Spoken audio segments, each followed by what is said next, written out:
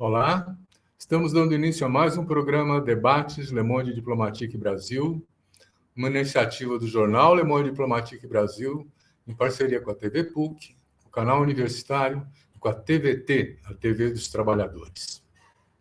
Hoje nós vamos voltar à questão do meio ambiente.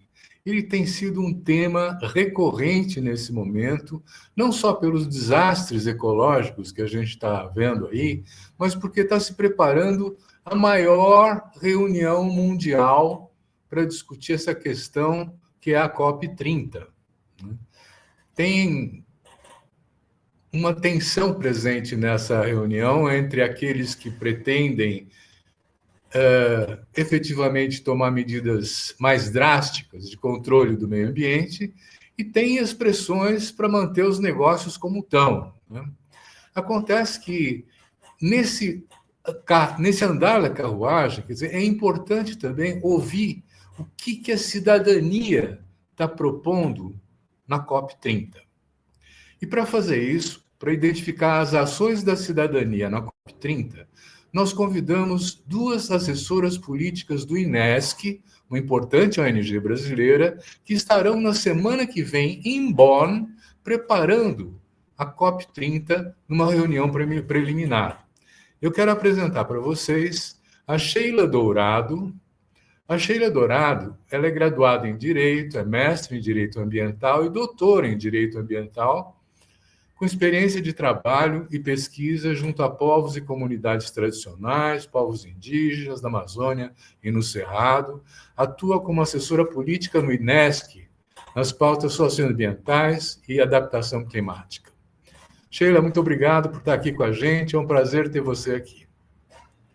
Quero também apresentar para vocês a Carolina Alves, que é assessora política do INESC também. Ela é graduada em Relações Internacionais na PUC do Rio de Janeiro, é mestra em Ciências Políticas na Federal do Rio de Janeiro e assessora política do INESC. Atua nas pautas socioambientais com ênfase em questões climáticas nacionais e internacionais. Muito obrigado também, Carolina, por estar com a gente. Vou chamar você de Carol aqui, é mais próximo, né? E queria, no começo, perguntar para vocês, afinal, o que vocês vão fazer em Bonn? Sheila, começa a responder para nós e depois a Carolina completa. Olá, Silvio, muito obrigada pelo convite. É um prazer estar aqui conversando com você. Nós temos uma agenda em Bonn que acompanha as negociações sobre financiamento climático, sobre adaptação climática e também sobre a Constituinte de Gênero, que é o Plano de Ação de Gênero da UNFCCC, em que nós discutimos a diversidade de gênero dentro das políticas climáticas. Nós temos basicamente esses 3 pontos, mas nós vamos acompanhar eventos que nós propusemos e também eventos que outras organizações propuseram, mas que nós vamos assistir dentro desses temas. Uhum. Então, a Carol pode falar um pouquinho mais. Oi, gente, boa tarde, obrigada pelo convite. Então, completando o que a Sheila disse, a gente vai acompanhar bem a negociação em Bonn, partindo do financiamento climático. Mas, além disso, a gente também tem alguns temas que eles se ligam um pouco, que é um pouquinho na questão de mercado de carbono. A gente também vai acompanhar um pouco a agenda de energia, que é muito importante para o INESC, porque o INESC, a gente tem alguns assessores que lidam com essa pauta e a gente faz estudos sobre subsídios, então, subsídios aos combustíveis fósseis. E, além desse estudo de subsídios, a gente também está estudando a questão da renda do petróleo, a gente faz um estudo todo em relação à energia, a transição energética justa. Então, também são pautas que a gente vai estar acompanhando agora nessa conferência que a gente vai estar indo semana que vem. Muito bom. Eu já queria explorar um pouco esses temas que vocês estão levantando, né? Financiamento climático e mercado de carbono. Isso não é mercantilizar um bem público, um bem que é uma floresta que tem que ser de todos nós? Então, é justamente um dos debates que a gente está levando para a conferência, essas falsas soluções, essas chamadas falsas soluções. E também o debate em torno disso, se elas realmente são falsas soluções, quem considera elas como tal, porque uma parte da sociedade civil considera isso falsas soluções, só que como elas chegaram com muita força nos territórios, nas comunidades tradicionais, com os povos indígenas, esses povos também estão demandando esses instrumentos para dentro das suas comunidades. Então, isso também, agora, o debate não é sobre se é falsa solução ou não, é como transformar esses instrumentos para que eles deixem de atender somente essa ótica de mercado. Porque o problema desses instrumentos todos é instrumentos de mercado para resolver um problema que o próprio mercado criou. Então, quando a gente cria salvaguardas dentro desses instrumentos, salvaguardas ambientais, quando a gente quando a gente transforma esses instrumentos desde as suas regras para que eles sejam efetivos para a comunidade e partam também da comunidade, aí a gente transforma um pouco essa ótica de falar que é uma única mercantilização. Então, a gente consegue, por meio da transformação dele, fazer com que ele seja efetivo, porque não dá mais para a gente falar hoje em dia que não queremos mercado de carbono nunca mais. O governo brasileiro está regulamentando o mercado de carbono agora com a lei que foi aprovada no passado. Então, isso está tudo acontecendo já, mesmo que a sociedade civil não queira. Então, agora o caminho é a sociedade civil se mobilizar para poder fazer com que esses instrumentos realmente atendam a quem precisa. Sheila, me conta uma coisa. Quando você está falando em financiamento climático, não é só o mercado de carbono, né? Tem mais coisa, não tem? Sim, nós estamos falando em como que o dinheiro, o recurso, chega até os países, né? Diversos países, porque nós temos uma necessidade de realizar ações de mitigação e de adaptação, né? Em todos os países do mundo. Isso é uma preocupação global. E os países mais ricos, né, deveriam ter o compromisso de colaborar com os países do sul global, né, e os países em desenvolvimento, para realizarem as suas políticas climáticas em combate às mudanças do clima, porque nós sabemos que essa quantidade absurda de carbono na atmosfera, que é exatamente o que provoca, né, as mudanças climáticas, são os países em desenvolvimento que têm grande responsabilidade sobre isso, né? A partir das seus processos de industrialização, né? Então, nós temos existe uma dívida mesmo a ser, que tem sido cobrada pelos países em desenvolvimento para que os países desenvolvidos possam auxiliar nesse processo com a destinação de recursos, né? Então, uma das preocupações dessa COP, e bom, por ser uma conferência, uma pré-COP, né, onde as negociações são encaminhadas, existe essa preocupação da implementação do Acordo de Paris, que é de 2015, né, em relação ao financiamento. A implementação é basicamente o financiamento climático, né, e os instrumentos, né, de implementação. Então, existe uma preocupação de como que esse recurso vai chegar nos países. Então, existe uma previsão de 300 bilhões para políticas climáticas, tem sido considerado insuficiente, né? E uma previsão de 1,3 trilhões, que seria o necessário, mas também esse número está sendo contestado já com novos estudos, né? 1,3 trilhão para as políticas climáticas. Por Isso ano, seria né? por ano, exatamente. Então, nós temos uma necessidade de pressionar no sentido de que esse financiamento aconteça, né? Que esses recursos sejam transferidos para essas localidades e que cheguem efetivamente às pessoas e às comunidades que necessitam. Deixa eu complicar um pouco a coisa, porque na divisão internacional, nas relações comerciais e tal, o sul global, e o Brasil se inclui nisso, é um grande fazendão que oferece minério, que oferece recursos minerais de qualquer jeito, que oferece a comida, que oferece soja, gado, essas coisas, né? Quer dizer, e isso implica em desmatamento, implica em emissão de gases, né?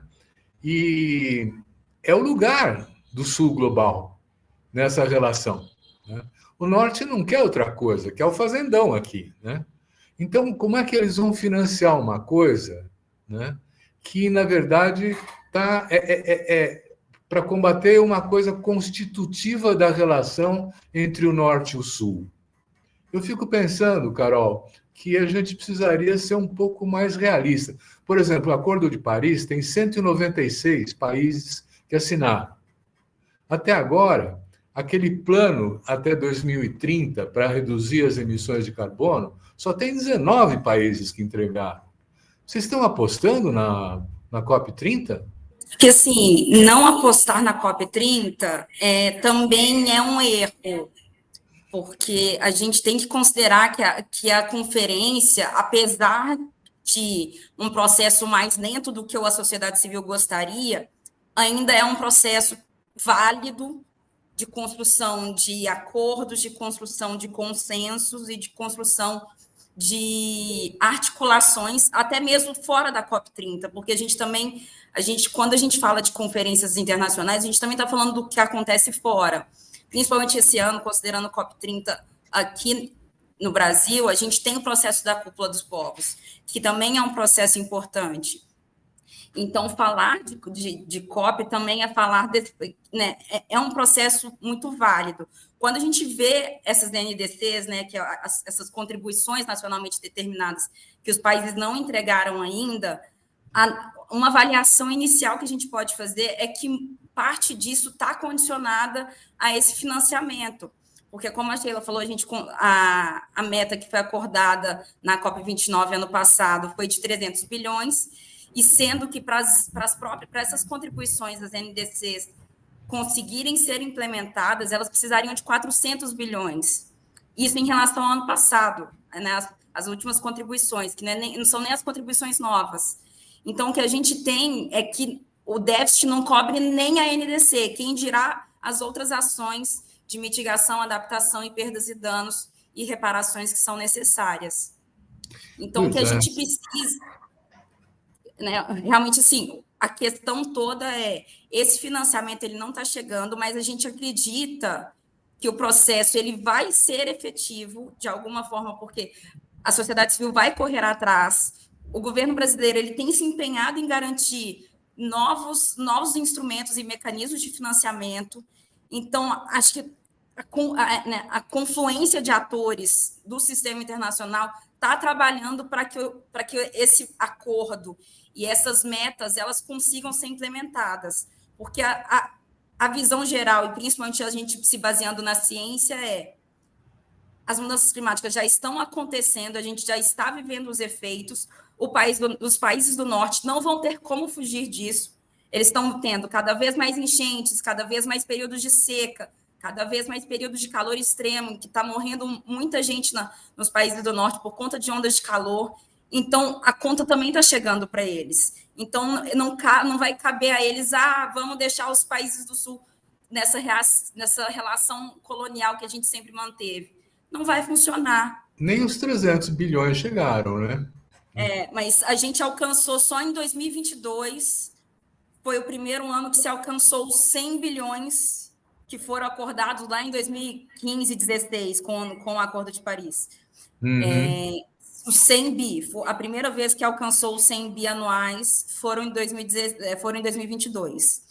Sendo que já era a gente já estava na iminência de fazer uma nova meta de financiamento que a gente ainda é incerto realmente se a gente vai chegar nele ou não por conta do comprometimento dos países, né, dos países do norte global. Mas olha, os países do norte global, né? Nós estamos falando de um Estados Unidos que se retirou do Acordo de Paris, e estamos falando de uma Europa que está principalmente voltada para se armar para uma suposta invasão da Rússia, que eles querem se defender disso. É uma ideia meio alucinada, mas enfim, quer dizer, eles não vão. Vocês acham que eles vão dedicar dinheiro para a COP30, para um fundo de financiamento da sustentabilidade ambiental? Nós precisamos continuar tentando, insistindo nessa pressão, porque, como a Carolina falou, a conta não está chegando só nos países em desenvolvimento, né? Ondas de calor são um grande problema hoje com relação aos efeitos da mudança climática, e os países do norte global estão também sentindo. Eu acredito que ainda falte uma consciência mais geral a respeito disso, mas quem tem essa consciência tem tentado buscar meios de fazer cobranças desses recursos, porque nós precisamos continuar incidindo sobre isso, né? Precisamos continuar tentando. E é uma questão de emergência, uma questão de sobrevivência, né? E eu acredito que cada vez mais pessoas estão se dando conta disso. Tanto aqui quanto lá. Contam para a gente como é que está sendo a articulação internacional da sociedade civil para participar da COP30. Vocês estão indo para uma reunião preliminar, que também tem representantes de governo, essas coisas, né? Mas na sociedade civil, está se tecendo alguma rede, alguma coisa assim? A gente tem alguns processos participativos dentro da COP em relação à sociedade civil. A gente tem a Cúpula dos Povos, que talvez seja o maior processo que a gente vai ter de participação da sociedade civil em si, que é uma cúpula paralela. Então, as atividades da COP30, que já vai até mesmo para Bonn, já vai levar um evento paralelo para poder apresentar o que vai ser esse processo todo da Cúpula dos Povos em Belém. A Cúpula dos Povos está prevista para acontecer na primeira semana da COP30, e está confluindo um número enorme de organizações da sociedade civil internacional. Eu não vou ter o número aqui aproximado, porque o número está se atualizando a cada semana. A última vez que a gente tinha de expectativa eram mais de 600, 700 organizações já trabalhando para poder construir a Cúpula dos Povos e trazer as pessoas com uma expectativa de pelo menos 15 mil representantes da sociedade civil mundial em Belém, construindo convergências sobre justiça climática, transição justa, um financiamento que chegue às populações, que chegue às comunidades. Então, esse processo já está acontecendo, e também tem alguns processos paralelos a esse também, como a COP do Povo, que são as COPs mais descentralizadas de algumas comunidades, principalmente ali da região do norte do país. Então, são vários processos que estão acontecendo em paralelo e que vão culminar com uma grande demonstração da força da sociedade civil internacional e principalmente do Brasil nesse processo todo da COP30. E nesse processo de preparação, a sociedade civil organizada, essas 600, 700 ONGs, organizações, não são só ONGs, né, que estão presentes aí, estão preparando algum documento, base, alguma referência para apresentar aos governos? A ideia toda na cúpula é justamente construir convergências entre os movimentos e organizações e todos os presentes que vão estar na cúpula, e construir posicionamentos, mesmo que assim a gente ainda está construindo a programação e fechando toda a programação, mas a ideia é justamente construir posicionamentos e construir uma voz da sociedade civil, para que a sociedade civil consiga incidir de alguma forma nas negociações, falando, olha, isso aqui não é o que a gente quer, a gente não pediu isso, a gente quer mais ambição, a gente quer justiça climática, a gente quer que a transição sirva aos nossos interesses, a gente não quer políticas que sejam só de baixo para cima. Então, a gente também quer que a gente possa ter voz na construção dos processos. Ao elaborar essa preparação, eu acho que uma das coisas mais ricas nesses pré-cons, nesses momentos preparatórios, é esse negócio da estabelecer conexões, redes internacionais, encontrar ONGs de outra parte do mundo e fazer a ponte para construir junto as coisas, né? Quer dizer, vocês estão com conexões com a Ásia, com a África, com outros países da América Latina. Esse sul global está se armando para apresentar-se na COP30? Sheila, diz aí para nós.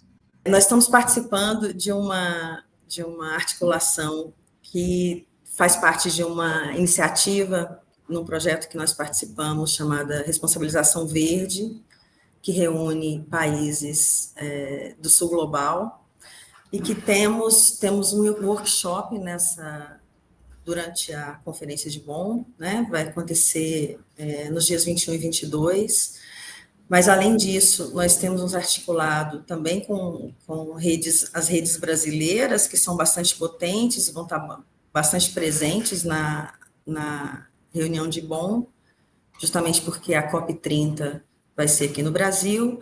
Então, nós nos organizamos com o Observatório do Clima, com a Rede por uma Adaptação Antirracista, Coalizão Negra por Direitos, são redes que nós nos articulamos aqui no Brasil, que também vão ter representantes lá na conferência. Muito bom. Nós participamos de articulações para submissão de eventos paralelos, né, às negociações. Então, nesses espaços também vão ser discutidos pontos muito importantes para nós, da sociedade civil, e essa articulação em rede nos fortalece muito, né? Nos fortalece, inclusive, naquilo que eu dizia sobre pressionar as negociações, né, para que elas tenham um resultado mais eficiente para nós, né, tanto em relação ao financiamento, quanto à questão da adaptação também, que a COP30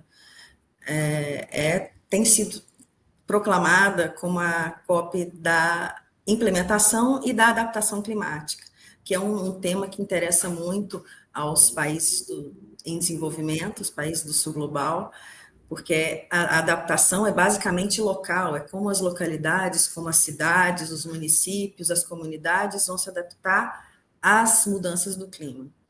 Então, é uma pauta bastante local, que começa a ter relevância nos últimos anos dentro das conferências internacionais, porque antes a agenda da mitigação ela predominava, né, nas conferências, mas essa tem uma expectativa de que essa COP seja também um lugar de discussão e de avanços com relação à adaptação climática, inclusive uma discussão sobre a meta global de adaptação, né, que é um compromisso coletivo do Acordo de Paris, para que nós tenhamos indicadores globais, né, instrumentos, metas globais de adaptação para orientar esse processo, para que os países realizem esses processos, né, da melhor maneira possível. Uhum. Carol, vai ter reunião dos BRICS em julho, né, no Rio de Janeiro. E o Brasil preside os BRICS nesse momento. Você acha que essa reunião dos BRICS pode influenciar a COP30? Pode tomar alguma decisão que ajude a impulsionar essa luta contra o desmatamento, contra a poluição? Eu acho que esses processos todos se conectam de alguma forma. Quando o Brasil aceita fazer uma COP30 no mesmo ano em que é presidente dos BRICS, acho que tudo se junta.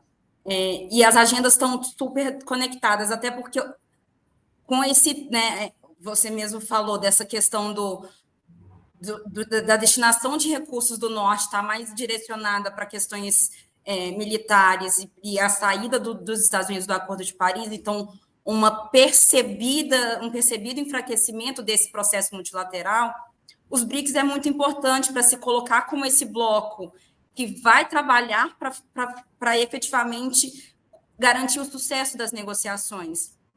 Então, o Brasil tem sido muito efetivo em construir uma participação social no processo do BRICS. Então, tem o Fórum Civil Popular dos BRICS, que está em processo de construção de recomendações para essa reunião aqui, e o BRICS Brasil já publicou uma primeira resolução de financiamento climático.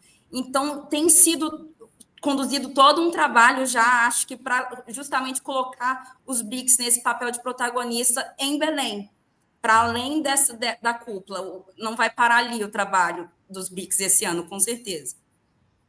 Que bom, eu fico feliz com isso. Queria entender o seguinte, vocês estão indo para Bonn para participar dos debates, para participar de uma discussão. Vocês estão levando propostas para defender? Então, estamos. O INESC, assim, nessa agenda muito do financiamento climático, que a gente entende que esse financiamento a gente precisa falar de justiça climática dentro do financiamento. Ele precisa ser um financiamento justo, ele precisa ser um financiamento novo. E quando a gente fala novo, a gente fala, não dá para reciclar os velhos instrumentos de financiamento e colocar esses instrumentos, e colocar dinheiro nesses velhos instrumentos que já não servem para garantir um financiamento equitativo também. Porque quando a gente fala de justiça climática, a gente fala de distribuição de recursos equitativa.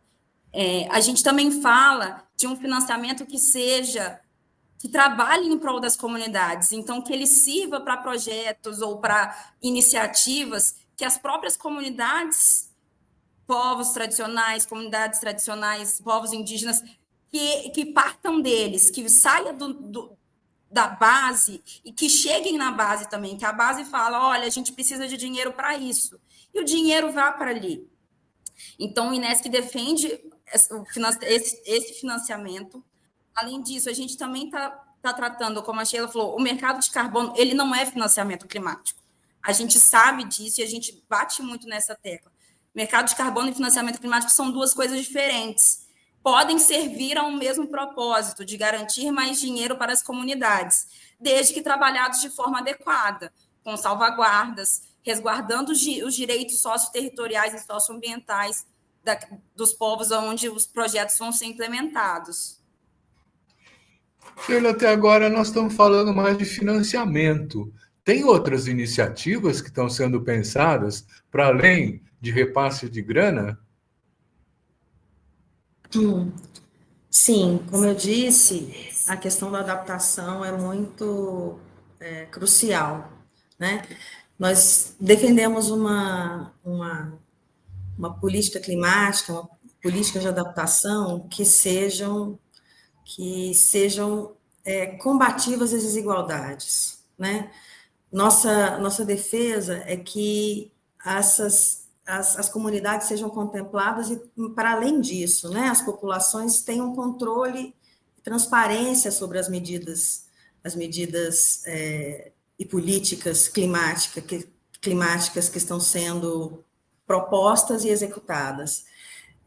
Nós temos uma incidência também com relação, dentro dessa questão da diversidade, no plano de ação de gênero, que eu havia comentado antes, que busca justamente, primeiro, né, que mais mulheres, né, tenham espaço e tenham voz nos espaços deliberativos da conferência, que as especificidades de gênero sejam consideradas nas políticas climáticas e que as mulheres tenham também essa participação ativa e essa possibilidade de controle sobre as políticas que afetam as suas vidas, né? E a gente sabe que também, além das mulheres, as populações também racializadas, né, são mais suscetíveis aos efeitos, são mais vulnerabilizadas em relação às mudanças do clima. Então, o INESC, justamente por entender que a nossa política climática tem que combater as desigualdades e tem que promover a justiça climática, a justiça social, a nossa incidência vai ser no sentido de fortalecer esses espaços, fortalecer essa discussão. Vai haver uma discussão grande, movimentada por iniciativa da ONU Mulheres, com relação a esse plano de ação de gênero. Um plano de ação para afrodescendentes também tem sido discutido, diretrizes, né, guias que contemplem populações indígenas e afrodescendentes.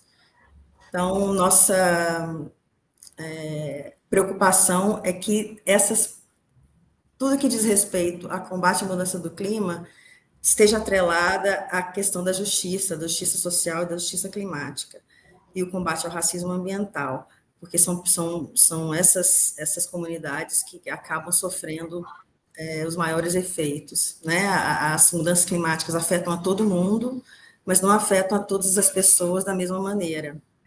No plano global, a gente tinha instituições na ONU que cuidavam disso, algumas referências internacionais, quer dizer, e hoje em dia o sistema ONU está bem combalido, né? Está bem fragilizado, né? Quer dizer, nós não temos mais esse poder de fazer uma convocação como a Rio 92 ou qualquer coisa assim, porque mudou o tempo, os tempos mudaram, as políticas mudaram, né? Quer dizer, mas me surpreende que na COP30 esteja sendo esperado tanta gente, né? Por que vocês avaliam que tem essa afluência? Por conta da importância da questão? Porque tem poucas reuniões de caráter social, então vamos lá. Como é que é isso, hein? Carol. Acho que, assim, o processo de cúpulas de clima, ele tem tido cada vez mais participação, se a gente observa os números de representantes e de participantes dessas cúpulas, cada vez mais, apesar das últimas 3 cúpulas, em termos de sociedade civil, a gente ter tido bastante dificuldade em relação a comparecimento por conta de dificuldade de acesso e dificuldade de recursos, mas são cúpulas que é ali que o debate ainda está sendo travado, é ali que o debate ainda está sendo colocado, e não só o debate, soluções também, é onde os diversos setores têm se reunido para poder, cada um da sua forma, buscar influenciar e buscar fornecer soluções e garantir soluções de forma que cada um saia ganhando de algum, né, um pouquinho naquele debate, naquele espaço. Então, são espaços cada vez mais de articulação desses diferentes setores e que tem sido justamente por isso, tem atraído cada vez mais gente, porque uma vez que permite que o setor privado dialogue com o governo, e aí que o setor privado lá do Sudeste Asiático consiga dialogar com os governos com mais facilidade aqui do Sul Global, aqui da América, por exemplo, aí isso ganha espaço e amplia também a participação desses atores e as possibilidades de articulação de todos esses atores. Então, não é... A gente fala que, assim, apesar da ONU estar em um processo que a gente ainda, né, que está tentando se colocar de novo como protagonista, esses processos de cúpula, principalmente de clima, que é um assunto que, por conta da ciência e dos próprios efeitos que a gente tem visto, é um assunto que ganhou muita pauta,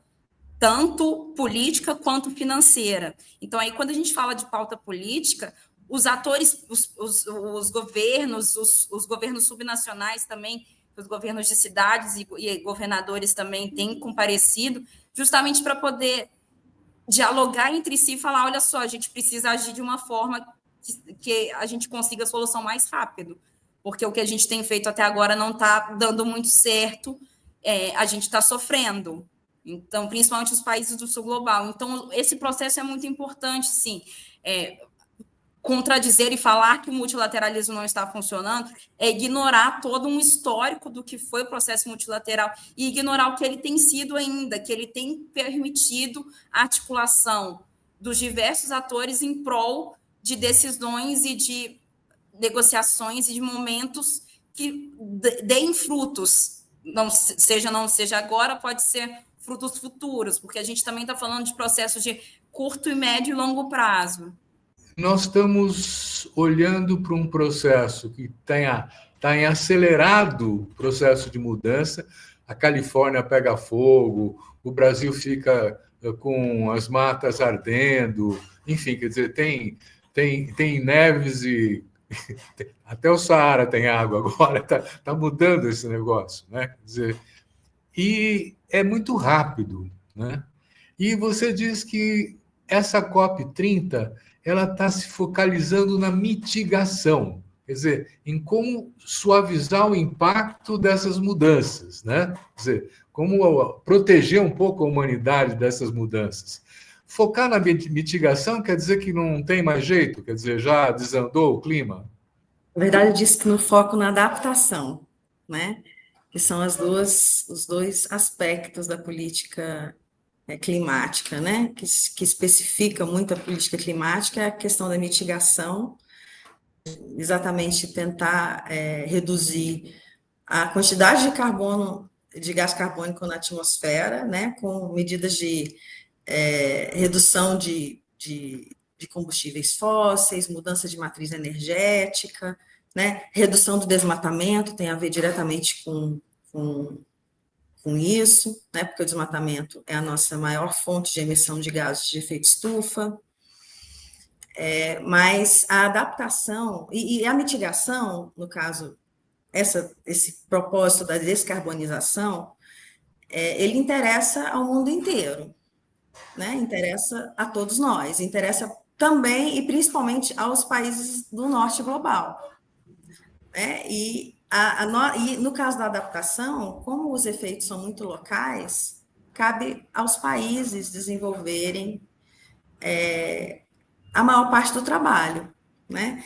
E dentro dos países são os municípios que sofrem os maiores impactos, né? E que são as localidades que precisam realmente de medidas de adaptação climática, né? O Brasil tem feito um esforço nesse sentido da adaptação.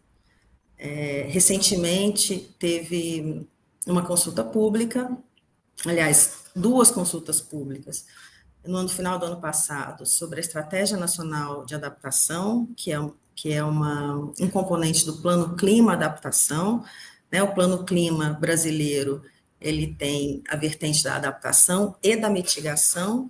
Dentro da adaptação, nós temos a Estratégia Nacional e planos setoriais, 16 planos setoriais que tratam, que foram escritos pelos ministérios, né, com apoio também da sociedade civil, principalmente na incidência da consulta pública, e foram 16 planos setoriais, tratando de energia, povos indígenas, igualdade racial, biodiversidade, agricultura. Então, 16 planos com esse propósito de criar um marco para a nossa política climática nacional. Então, tanto a adaptação quanto a mitigação serão bastante discutidas, mas o que eu disse é que neste ano, a adaptação que até pouco tempo atrás tinha sido negligenciada nas conferências internacionais, agora ela aparece com mais força, porque é uma necessidade urgente nossa, né, de adaptação. A gente tem tido cada vez mais eventos climáticos extremos, né, mais desastres, né, que não são desastres naturais, não podemos encarar como desastres naturais, eles têm um componente humano, né, na ocorrência destes desastres, porque é uma junção de vulnerabilidades que já existem nas localidades, nos municípios, com a ocorrência de eventos climáticos extremos. Então, é uma situação que, para remediar, é mais cara e mais custosa, não só em termos de recursos financeiros, mas acontecem perdas de vida, né? Perdas de bens, é muito mais difícil remediar do que prevenir. E a sociedade civil tem insistido muito na questão da prevenção dos desastres e cobrado posições e orçamento para isso, né? Do governo e também dos países em desenvolvimento para colaborar nessa adaptação, uma adaptação que reduza desigualdades e que possa contemplar, né, as especificidades dos países nas suas localidades. Pois é. Olha, eu não estou lembrando agora o nome do ambientalista, mas eu tenho aqui. Ele fala 43 empresas transnacionais presentes em 30 e poucos países do mundo são responsáveis por 80% da poluição. Não é tanta empresa, quer dizer, daria para tentar fazer alguma iniciativa, mas elas são transnacionais, poderosas, não é? E não temos assim uma legislação internacional nesse momento capaz de impor regras e disciplinar essas companhias, não é? Quer dizer, não é uma pista muito interessante essa, dizer, olha, não são tantos os poluidores e nós poderíamos exercer de fato algum controle se houvesse uma articulação internacional, Carol? E essa é sempre a grande questão em torno do sistema internacional, né? O quanto a gente consegue criar regras para os países soberanos exercerem em seus territórios, que é a grande questão de como realmente fazer que os países cumpram regras, sendo que eles são soberanos para decidir se eles vão cumprir ou não. Então, quando a gente fala de poluidores, a gente tem que lembrar que, assim, não sei, não tenho noção desse número, mas não são só as indústrias, né? A gente tem também, os emissores vão além das indústrias.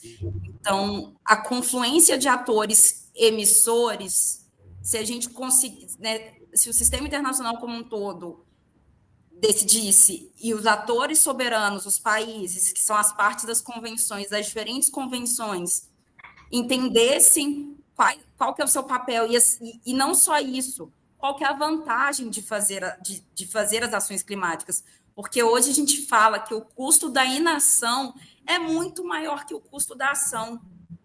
Então, é esse o ponto que talvez a gente tenha que tratar com esses países, principalmente com os países do norte global. Olha só, o custo de você não fazer nada a médio e longo prazo é muito maior do que o custo de você fazer o mínimo.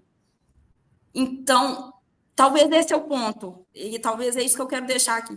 O custo da inação é muito grande, o custo da ação é muito menor. Então, para os países do norte, eles fazerem alguma coisa, custa muito pouco, porque já são países com uma riqueza muito grande. Então, é muito mais fácil para eles fazerem alguma coisa e custa muito menos. O que vai acontecer depois da COP30? Quer dizer, continua essa briga, continua essa disputa? Tem uma sequência isso? Sheila? Sim, claro, não para por aqui, né? A movimentação da sociedade civil vai continuar. Nós temos essa preocupação de que sejam ações não só de curto prazo, né, mas que nós possamos fortalecer, inclusive, a política brasileira com relação à mudança do clima. Esses planos que eu mencionei, o plano clima, tanto adaptação quanto mitigação, eles devem ser lançados na COP. Então, o trabalho todo de execução desses planos vai acontecer depois da conferência, aí que o trabalho de execução deles vai realmente começar. Não é uma tarefa fácil, né? Como dá para perceber pelas discussões, são questões muito complexas, mas a sociedade civil continua atenta, continua organizada e preocupada, porque no ano que vem nós temos eleição, né?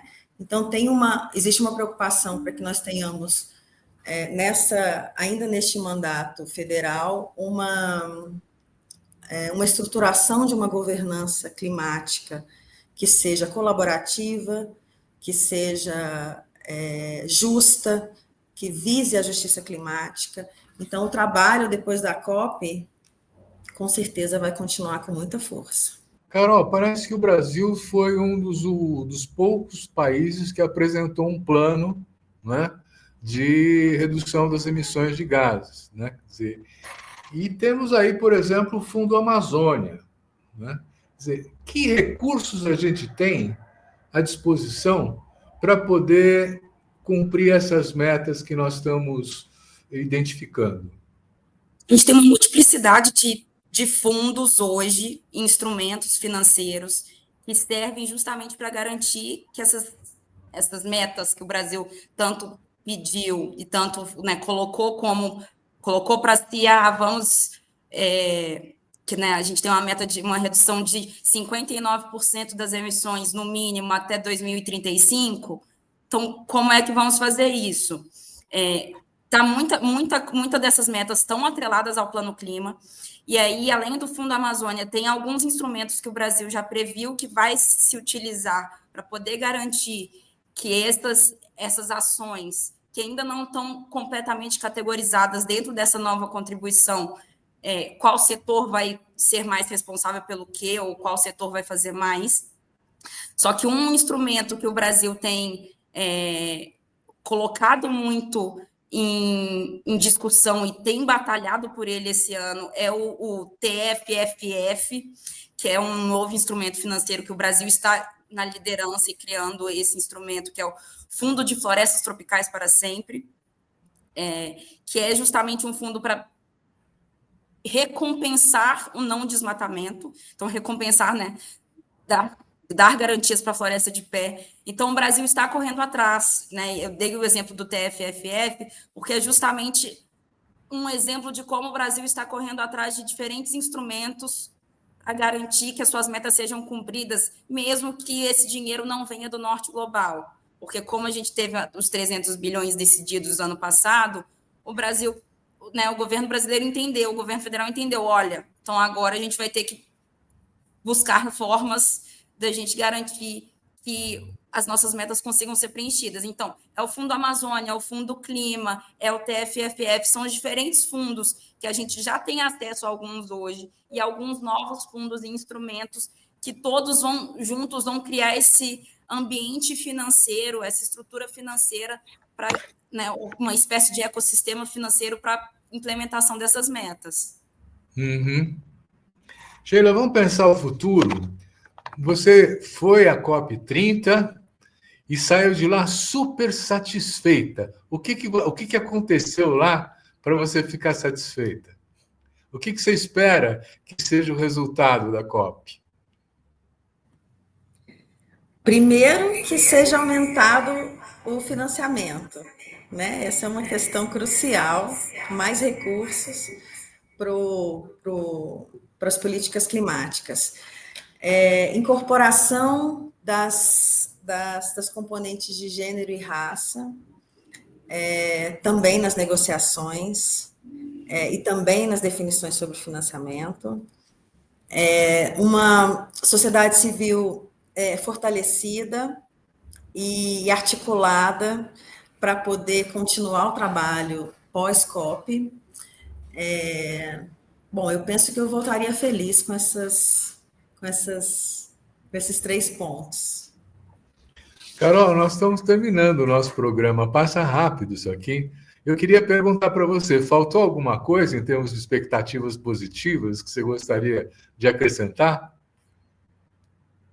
Não, acho que agradeceu né, todas as perguntas, porque realmente deixa a gente refletindo, né? Essa última pergunta para a Sheila me pego pensando o que seria, né, realmente assim, o que teremos de bom para a COP e o que teremos de bom para bom também, né, com todo o perdão do trocadilho, porque é justamente, né, o que a gente já consegue fazer desde agora, desde daqui a 15 dias, 20 dias, o que a gente já consegue fazer, porque acho que todo o movimento da sociedade civil é garantir justiça climática, porque a gente precisa realmente entender quem são os povos vulnerabilizados e falar, olha só, a gente não está cuidando dos nossos mais vulneráveis. Então, a justiça climática vem justamente nessa tentativa de cuidar de todos e cuidar daqueles que não conseguem cuidar de si, considerando todas as responsabilidades que todos temos, mas temos com algumas diferenças. Então, aí, considerando o princípio das responsabilidades comuns, porém diferenciadas, e as suas respectivas capacidades. Muito bem. Bom, eu quero agradecer muito, então, a Sheila Dourado e a Carolina Alves por esse papo que vai nos introduzindo nos caminhos que estão sendo construídos até a COP30, né? E agradecer também a você que nos assiste, dizendo, semana que vem tem mais. Obrigado.